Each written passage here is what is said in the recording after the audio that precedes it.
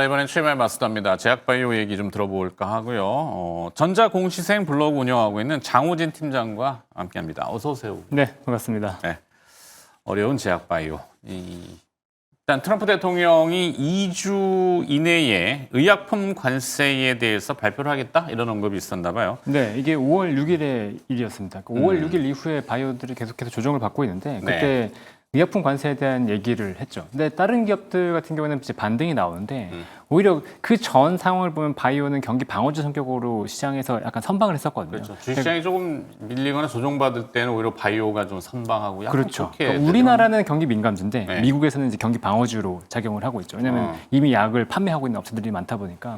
그래서 미국에서 경기 방어주로서 오히려 선방했다 보니까 시장이 반등할 때 조정을 받을 수 있는 부분이었는데 네. 의약품 관세 얘기가 나오면서 좀 두드려 맞았다. 이렇게 볼 수 있는 거고요. 관세가 아직 명확하게 뭐 정해지지는 않았는데 그냥 모호성 때문에 불확실성? 그렇죠. 그래서 네. 주가가 밀렸군요. 그 2주 내라고 했으니까 다음 주면 아마 발표가 될 텐데 이게 어느 정도 수준에서 발표가 될지 모른다는 게 관건인 것 같습니다. 일단은 뭐 철강, 알루미늄, 그다음에 자동차 부품은 나왔고 25% 관세가 나잖아요. 그러니까 의약품도 그 정도 수준에서 나오지 않을까라고 예상은 하고 있는데 어쨌거나 의약품 관세가 부과된다는 것 자체는 이제 바이오 업체들 같은 경우는 미국의 생산 시설은 거의 없잖아요. 그러다 네. 보니까 외국에서 수입을 해오는데 이 원가가 올라가는 부분이기 때문에 거기에 대한 두려움이 좀 있는 것 같습니다. 아니 왜 의약품 관세 그러면 첫 번째 떠오르는 게 저는 아무래도 이 관세 전쟁의 시발점이 됐던 펜타닐. 네. 펜타닐이 마약이 아니라 사실 진통제잖아요. 그래서 처음에 진통제로 개발됐죠. 네. 진통제와 또 뭐 마취성이 있는 건지 잘 모르겠는데 하여튼 펜타닐과 그럼 결국엔 펜타닐의 원료를 공급하는 중국의 타겟이고 근데 이미 어느 정도 합의는 밀물밑에서 된 것 같고 네.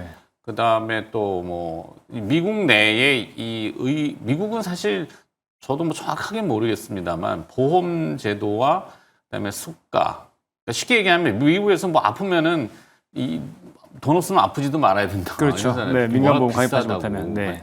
거기에 이제 약가도 포함이 돼서 약가를 인하하려는 건지 그러니까 다시 정리하면 펜타닐과 약가 인하가 목적이라면은 관세를 세게 매기면은 약가가 인하되기 어렵지 않나요? 그렇죠. 그러니까 이게 뭐 굉장히 상충되는 조건이기는 한데 네.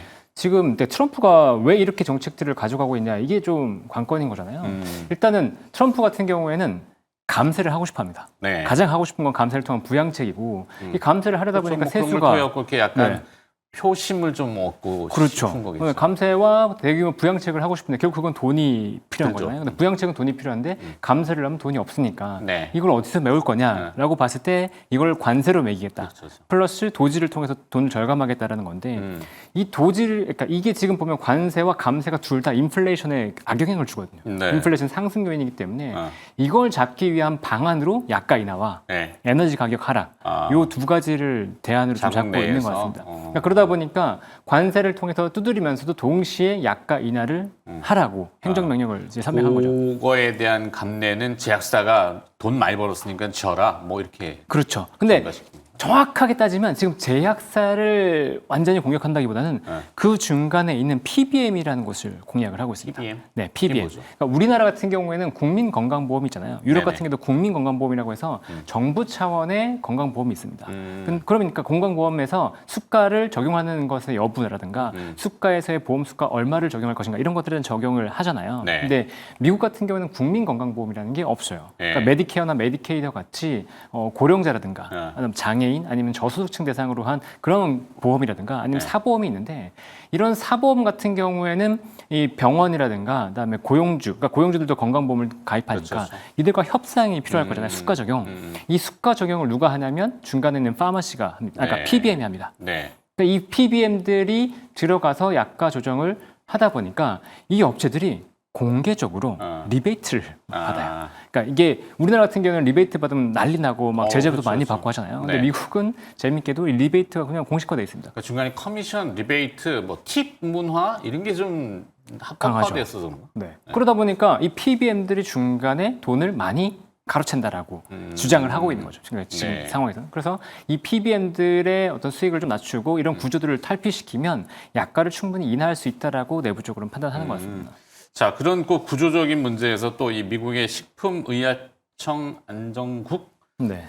식약국 모르겠지만 맨날 그러지만 FDA. FDA. 네, FDA의 CBER 신국장 선임이 주목을 받고 있다고. 이 CBER이 뭡니까? 그러니까 이렇게 FDA 산하에 보면 6개의 연구센터 기관이 있거든요. 네. 보면은 그러니까 의약품을, 그러니까 케미컬 기반의 의약품 단속한 데가 있고, 네. 그다음에 바이오 의약품, 그다음에 의료기기, 그다음에 건강기능식품과 식품, 동물용 의약품, 담배 이렇게 6가지 기관이 있는데 CBR 같은 경우에는 백신과 유전자 치료제 같은 바이오 의약품을 규제하는 담당 기관이라고 보시면 됩니다. 네. 근데 여기에 지금 신임 국장으로 비나이 프라사드라는 분이 임명이 됐어요. 이분은 종양내과 의사 출신이고 이분이 등장하면서 이제 굉장히 바이오 쪽에서 경계를 하고 있는데 그 이유가 일단은 과거 옛날부터 FDA 정책이 굉장히 비판적입니다. 네. 그리고 코로나 백신이나 마스크, 그다음에 값비싼 항암제라는 게 실효성이 없다라고 얘기를 해요. 그러니까 코로나 백신을 비판한 분이잖아요. 그러다 보니까 백신주들이 급락하는 계기가 됐었고 네.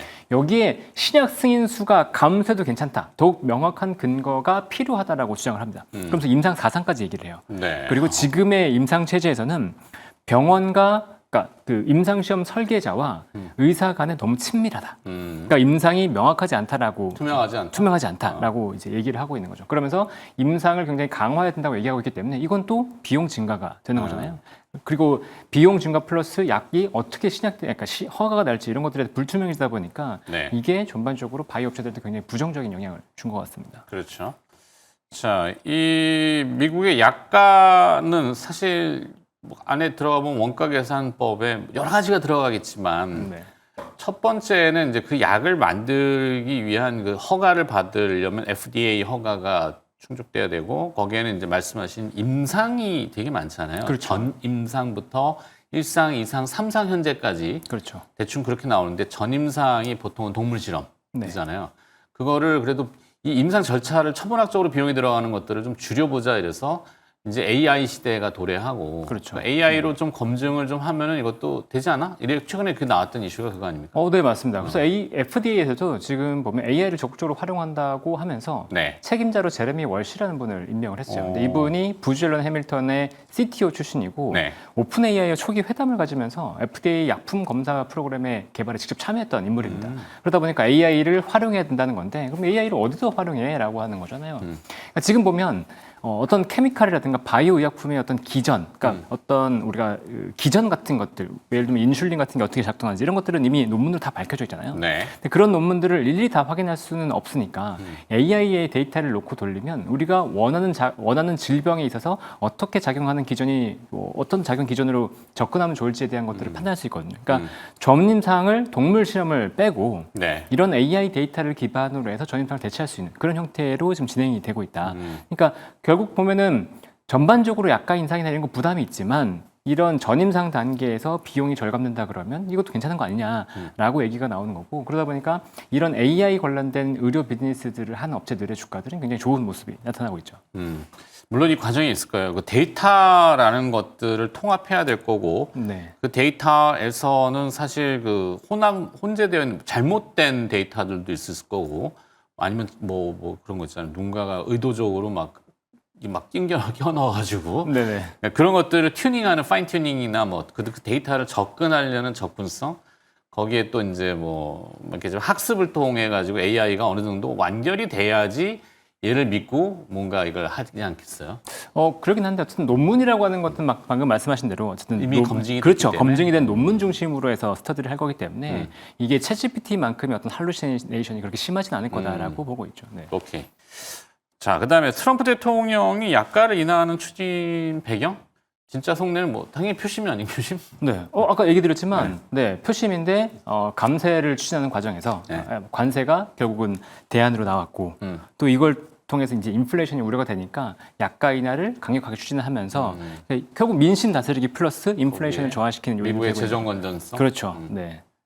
그런 것들이 목적이다. 자, PBM은 아까 하지 않았네? 맞아요. 네. 이제 지금 순서가 막 바뀌고 있습니다. 아, 그래요? 네. 자막을 못 봤네. 네. 근데 결국 약가 인하를 보면 최근에 이제 트럼프 대통령이 행정명령을 설명을 했어요. 5월 네. 10일에 서명을 했고 이 이후에 흐름이 좀 재밌습니다. 네. 그러니까 처음에 이 서명을 딱 하고 나서는 바이오 업체들의 주가가 좋지 않은 모습이 처음에 나왔거든요. 그러니까 이 행정명령을 통해서 약가를 그러니까 인하시키지 못한다면 제약사도 제재하겠어라고 얘기가 나왔어요. 그리고 네. 약가를 어느 정도 수준으로 내려야 되냐라고 하니까 알아서 내려 막 이런 거. 아니죠. MFN 수준으로 내리라. 그러니까 MFN이 뭐냐? 그랬더니 이제 최혜국이라는 거예요. 예. 그러니까 그래서 최혜국이 뭐냐 그러면 이 선진국 중에서 네. 이 약가가 동일하면 좋은데 네. 국민건강보험들이 다 있다 보니까 각각 그 의약품을 평가해서 수가를 적용했잖아요. 그러니까 미국이 유난히 비싸다는 거예요. 네. 그러니까 그 나라 수준으로 약가를 낮춰라. 그렇게 적용하지 않으면 나는 이제 제재를 하겠다라고 얘기한 거죠. 그러니까 제약사들이 이제 지금 좀 기준을 명확히 그래도 제시는 해줬네요. 대충 알아서 내려가 아니라. 네. 왜 미국만 비싸게 파냐?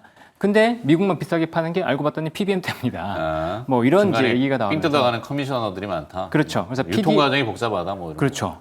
근데 다만 이제 좀 긍정적인 부분은 방금 얘기 들었던 것처럼 주요 타겟이 보험사, PBM 쪽이 주요 타겟이 되고 있고, 네. 그다음에 아직은 구체성이 떨어진다. 그래서 6월 내에 이제 전반적인 기관들, 뭐 제약사라든가 이런 전반적인 기관들과 협의를 통해서 6월 중에 이제 결정을 한다고 해요. 정확하게. 그러다 네. 보니까 이게 협상의 여지가 있네라고 하면서 바이오들이 처음에 5월 13일 같은 경우에 상승도 했었거든요. 네. 근데 그 이후에 또 두드려 맞습니다. 근데 참 이해가 안 되는 게 국내 바이오가 미국 향을 통해서 지금 엄청나게 뭔가를 이렇게 이 매출을 내거나 네. 거래가 있었다면은 불안하니까 저거 뭐 항상 깎이겠구나 하겠는데 아직 거래가 많지는 않지 않나요? 보통은 애로나 그 기술 수출을 하거나 이렇게 그렇죠. 넘기잖아요.